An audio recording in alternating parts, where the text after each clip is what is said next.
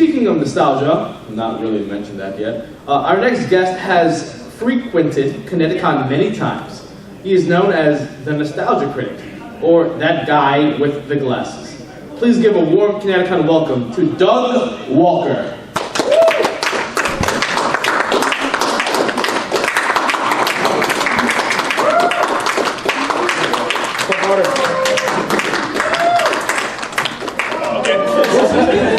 Doug, how's it going? Grab a seat. There's some water. It's going good. How are you? I am fan-diddly-tastic. Diddly? Diddly, Don't yeah. use that link. All right. My apologies. Please tell the pretty people about yourself. Well, pretty people. I am Doug Walker. I have a website called guywithglasses.com, and I do a bunch of reviews and a bunch of characters and comedy. We best known as Nostalgia Critic, but I also do shows like Bum Reviews and Video Game Confessions and Ask That Guy with Glasses.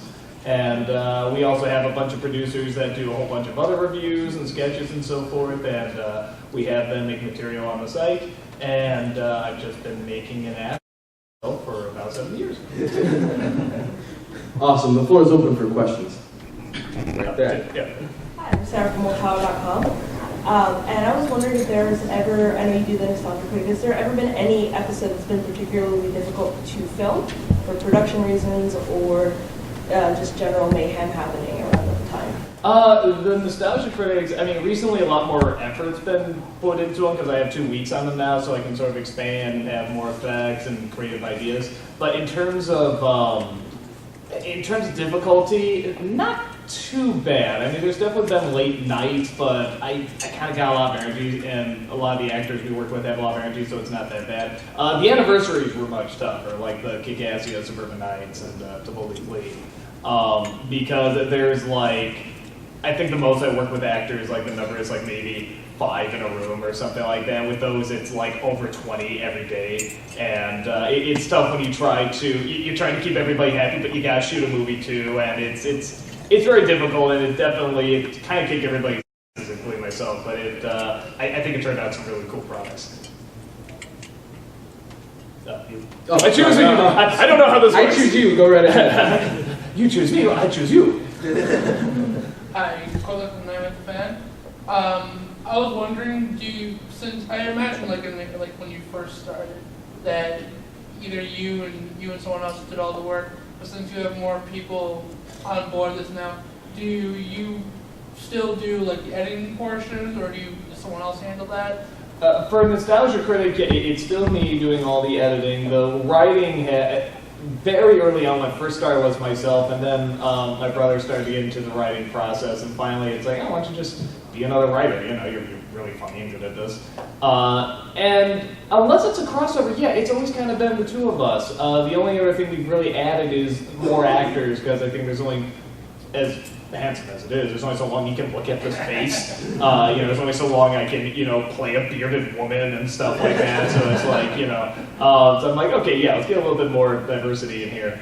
But yeah, it's still mainly us because that seems to be what works best. The only other major change, like I said, is that we allow more time.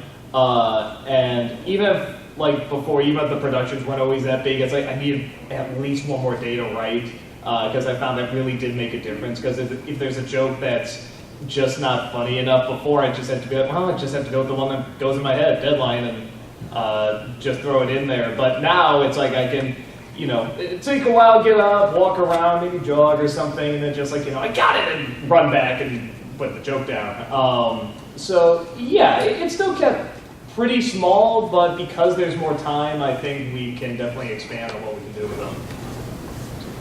Next one? Yeah. Hi, I'm DJ Keiko from Cosplay NYC. My question is, how does it feel to see people cosplaying as Nostalgia Critic at cons that you go to?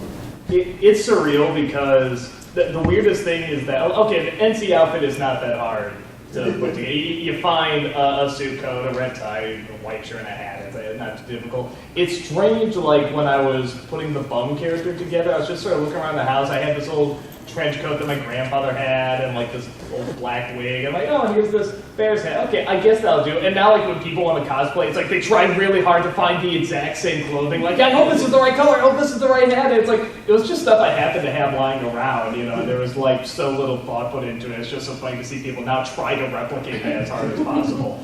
Same thing with Ask That Guy. That was just a friend's robe, and now people are trying to find the exact same color robe. It's a little surreal, but it's still so flattering. I mean, it's just so cool to think oh wow, I'm one of the people they try to dress up as, that you see at conventions. And that is one of the reasons I knew I needed kind of an outfit going in, because I knew it was a very important part of the identity. I'm definitely one of those people where I think it's important if you see the silhouette of someone or a character, you can tell who it is right away. And so I think that was always sort of what I was looking for with the NC, that, when you see the hat, the coat, the ties, that you would just get who it is immediately. But no, it's really cool. It's really flattering. Josh Wilder from WCCA TV. I know in the Christmas episode you had one of the Christmas episodes, you had your parents in your video. And I know that you've announced that you have, you got married 2 years ago or something. Yeah. Has your wife ever been in any of your videos? Or? She's done a voice once in a while. We both know it's probably not best for her to do this kind of stuff because she's a social worker, and it's not always best to have oh wait a minute, you're on Nostalgia Critic. Wait, you have a show that reaches thousands of people, and what, So, but at the same time, once in a while she'll get in a mood where she's something like Lucille Ball, I want to be in the show, kind of that thing. So she's done 2 voices. She's done in one of the I think I did only 3 episodes of this. It's called the cartoon show. And she did a voice on there. I think she's Paul Abdul. And then in the Ask That Guy where he marries the GPS, she's the voice of the GPS. So that she is in 2 of them. And I think in To Boldly Flee, she's also when Noah and Lisa as the scientist. One is supposed to slap me, but we didn't get a good shot of it, so then she had to slap me in that shot. So she liked doing that. Troy Ackerman, BW Media Spotlight, but I also contribute to a site called Reviewers Unknown, which is one of the, so it's not only have you inspired other interviewers, but your site has inspired other websites. Cool. I know even Lindsay Ellis has started her own site recently, Yeah. Shay Apocalypse. What do you think about the fact that this site has inspired other sites and other reviewer collectives? Oh, it's cool. I mean, and that stuff is definitely a result of Mike Michaud, the CEO of Channel Awesome, because I have no business mind, at all. I'm good at making videos. I'm good at ideas and being creative with, in front of a camera and stories and characters. But I have no business mind at all. So that was it. The whole thing really was his idea to make it a site to get other producers involved, to bring them in and sort of make this community.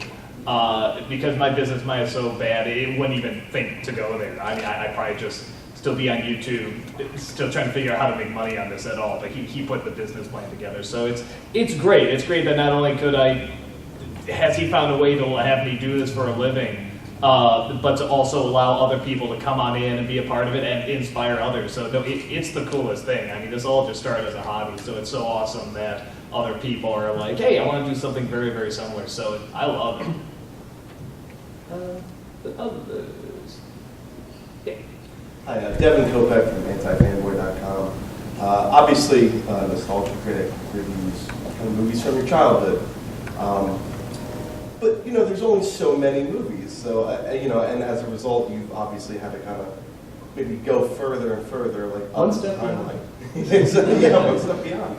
But are there any kind of, movies, do you have some sort of system where, I can't do anything, 04 and beyond or anything like that in terms of, what movies, the NC would kind of review or critique? There's very few limitations now. It is nice that we've opened it up. And honestly, a lot of the newer stuff I have reviewed still has some tie to nostalgia, like Man of Steel and stuff like that. It's still something connecting to, what we grew up with. But no, there's just this. There's just a sense of, like you said, you're going to run out of nostalgia eventually. I think people are going to kind of get bored, but we do want to keep going back to it as well. So I think what we tried to do is we tried to do something new and then something old, and sort of the same with the style. Like we'll do something that's really big and grand and has a story, and then we'll do one that's kind of more traditional, where it's more talking. It's just me in front of the wall and such. And the newer stuff does the best. I mean, that's the one that has like on YouTube. It has like over 1 million views and stuff. We got a couple of those. But I think it's still good to balance it out. You know, have something that's a little bit more traditional and low key. Because I think if you make them all really big and really grand, they won't be that anymore. You'll just kind of get tired of them. So I think it's good to kind of balance it out. But yeah, in terms of like a cutoff date, we kind of just said, screw it, we'll do whatever. Genres we've gotten, we cracked down a touch on. I think when I did The Cell, you know, people liked it, but they're kind of like, okay, let's not see any more like that though, you know, because it was just so gritty and so intense, and they're like, why don't you let Brad Jones handle that, you know? So yeah, I mean, exploitative stuff like that, you know, or sort of shock values that even if it's bad, it's sort of like we should probably stay a little bit away from, because we know we want people to come here and have fun and be kind of lighthearted, where someone like Cinema Snob or Phalos or something can look at that stuff that's kind of why you're here. You're here to see these really dark, gritty things that really fail and to be made fun of them, to sort of suck out that, you know, nastiness is trying to shove on you. But yeah, that's kind of their shtick, and you're used to it, and I think with mine, we don't do it as much, so we stay a little far away from that. But if there's one that's just so stupid that we can get a lot of material on it, we'll probably still do it. We have time for one more question, sorry. Anyone I did not get? Okay, I'll do it. Yeah. So I know that you stopped doing the anniversary videos because we've gotten really, really big. There's so many producers on the site now, and then we've gone on to more like anthology, collaboration, big projects. So are you guys working on one now for this year? And do you plan maybe on doing an anniversary, one like you used to make for like the big 10-year anniversary? This year we're definitely not doing one because we're trying to get our shows off the ground. We've had a lot of delays and such. And on top of that, the Nostalgia Critics do take longer and there's more effort that goes into them.